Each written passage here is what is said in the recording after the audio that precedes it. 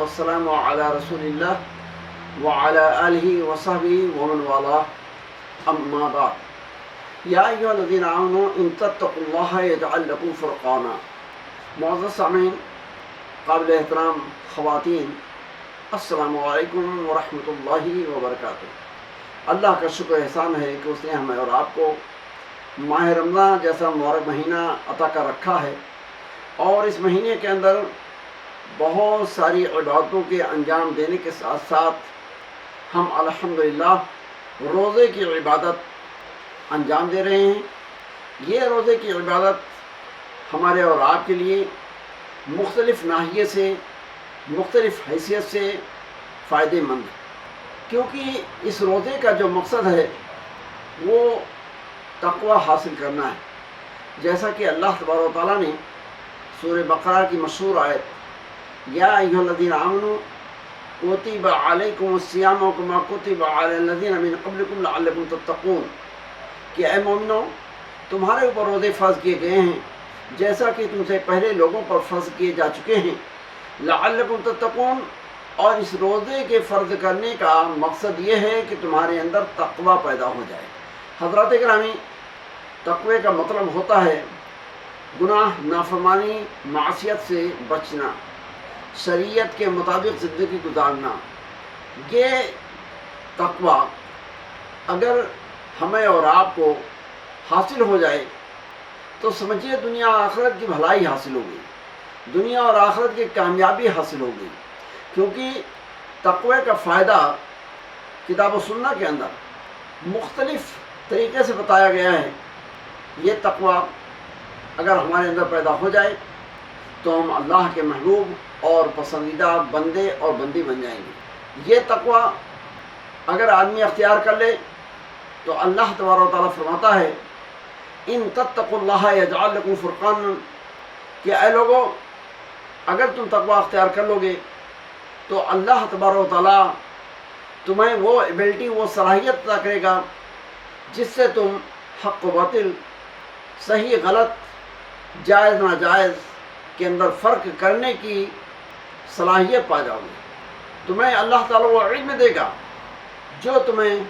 ہر موڑ اور ہر موقع پر تمہاری رہنمائی کرے گا۔ یہ تقوی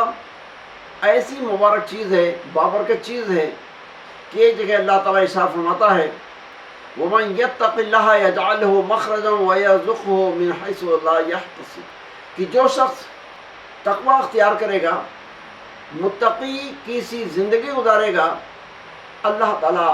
ہر دقت و دشواری، ہر پریشانی سے چھٹکارا پانے کی اس کے لیے سبیل اور صورت پیدا کر دیں گے۔ وَيَرْزُقْهُ مِنْ حَيْثُ لَا يَحْتَسِبُ، اور اس کو ایسی ایسی جگہوں سے روزی عطا فرمائیں گے، اس کی انکم آئے گی کہ جہاں سے وہ سوچ بھی نہیں سکتا ہے، اس کا وہم و گمان بھی نہیں ہو سکتا ہے۔ اسی سورۃ طلاق کے اندر تقوی کا فائدہ بیان کرتے ہوئے اللہ تبارک و تعالیٰ نے ارشاد فرمایا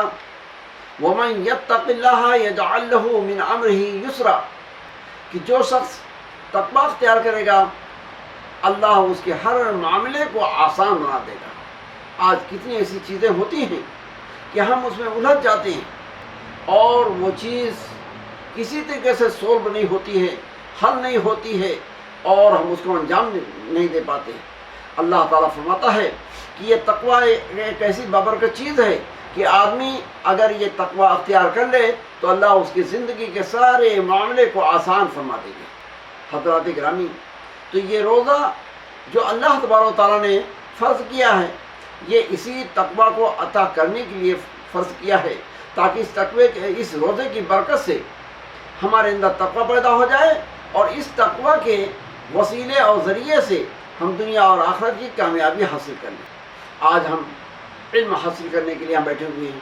ہم جو کچھ سناتے ہیں یہ اس لیے کہ تاکہ ہمیں کتاب و سنت، قرآن و حدیث، دین اسلام کا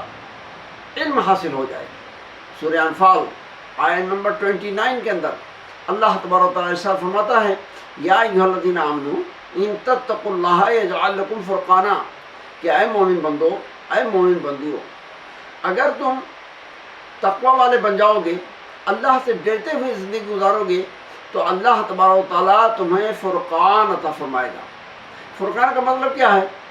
فرقان کا مطلب یہ ہے کہ ایسی چیز کہ جس سے آدمی صحیح غلط، حق و باطل، جائز ناجائز، نفع نقصان کی تمیز کر سکے،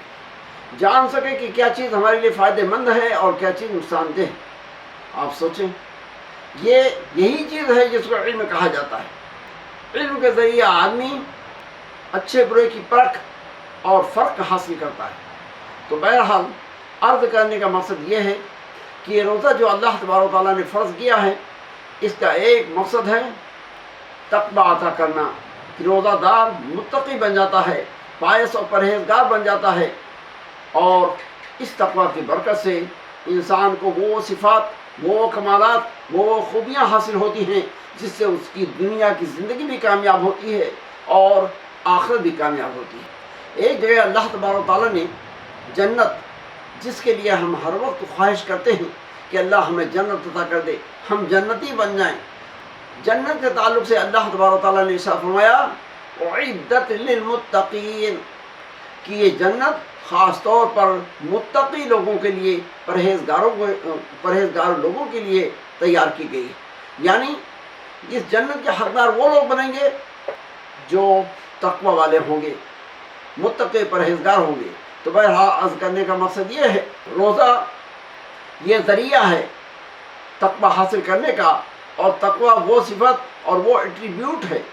کہ جس کے ذریعہ دنیا اور آخرت کی کامیابی ہمیں حاصل ہو سکتی ہے، اور دونوں جہان کے اندر ہم کامیاب ہو سکتے ہیں۔ ہم اللہ تبارک و تعالیٰ سے دعا کرتے ہیں کہ اب یہ رمضان کے جو اور کچھ ایام باقی رہ گئے ہیں، اللہ تبارک و تعالیٰ شرع کے مطابق، دین اسلام کے مطابق ان کو گزارنے اور ان کے اندر بھرپور عبادت کرنے کی توفیق عطا فرمائے، ہمارے روزوں کو قبول فرمائے، اور اس روزے کی برکت سے جو تقوی کی صفت حاصل ہونے والی ہے، اللہ تبارک و تعالیٰ ہم سب کو وہ نصیب فرمائے، ہمیں متقی اور پرہیزگار بندوں میں اور بندیوں میں شامل فرمائے، اور دونوں جہان کی کامیابی نصیب فرمائے، آمین۔ اقول قولی ھذا استغفر اللہ لی ولکم ولسائر المسلمین فاستغفروہ من کل ذنب انہ هو الغفور الرحیم، وآخر دعوانا ان الحمد للہ رب العالمین، والسلام علیکم ورحمۃ اللہ وبرکاتہ۔